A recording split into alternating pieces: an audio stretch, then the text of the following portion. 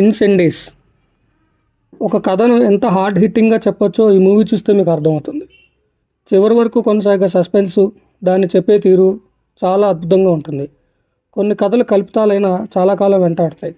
అలాంటి కథలోని ముగింపు మనల్ని చాలా డిస్టర్బ్ చేస్తుంది. అసలు ఇలాంటి కథను ఎటువంటి అశ్లీలత లేకుండా తీయడం దర్శకుడి గొప్పతనం.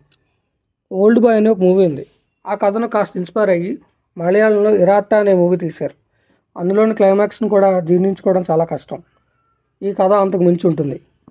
కథ టూకీగా చెప్తే, ఓ తల్లికి వీలునామాలో తన ఇద్దరు పిల్లలకు, వాళ్ళిద్దరు కవలలు, ఒక అమ్మాయి ఒక అబ్బాయి, వాళ్ళకి 2 ఉత్తరాలు ఇచ్చి ఒకటి వారి అన్నయ్యకు మరొకటి వారి తండ్రికి ఇమ్మని చెప్తుంది. వాళ్ళు ఎక్కడున్నారు, ఏం చేస్తున్నారు, అసలు బతుకున్నారో లేదో కూడా ఏమీ క్లూ ఉండదు.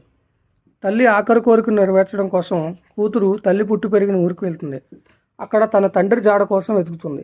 అందులో భాగంగా తన తల్లి పెళ్లి కాకుండానే వేరే మతస్థుని ప్రేమించిందని, ఆమె అన్నయ్యలు అతన్ని కాల్చి చంపారని, కానీ అప్పటికే ఆమె గర్భవతిని కూడా తెలుసుకుంటుంది. ఆ తర్వాత ఈ మత కల్లోల కారణమైన వ్యక్తి దగ్గర ట్యూటర్గా చేరి అతని కొడుక్కి లాంగ్వేజ్ పాఠాలు చెప్తూ ఉంటుంది. సరైన అతను చూసుకుని అతన్ని కాల్చి చంపేస్తుంది.